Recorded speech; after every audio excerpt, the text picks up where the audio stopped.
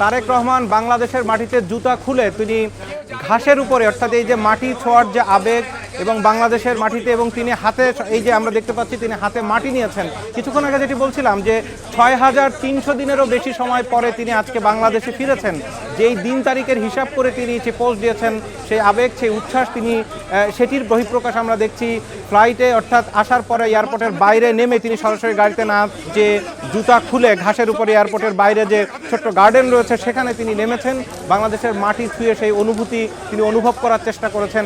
একটু যদি আমরা ফিরে যাই ১৭ বছর আগে, ২০০৮ সালের ১১ই সেপ্টেম্বর এই এয়ারপোর্ট দিয়ে যখন তারেক রহমান লন্ডনে যাত্রা করেছিলেন, সেদিন তিনি ছিলেন হুইল চেয়ারে, এবং সেই সময়ের তারেক রহমান আর আজকের তারেক রহমানের ভেতরে অনেক ব্যবধান। তিনি, বিশ্লেষকরা বলছেন, তার বিএনপির রাজনীতি যারা বিশ্লেষণ করেন, বিএনপির রাজনীতিকে যারা ফলো করেন, তারা বলছেন সেই তারেক রহমান আর এই তারেক রহমানের মধ্যে অনেক পার্থক্য। বাকিটা এখন দেখার বিষয় রাজনীতির মাঠে, পরবর্তী বিএনপির রাজনীতি, দেশের রাজনীতি কোন দিকে নিয়ে যান তারা, সেটার উপরে।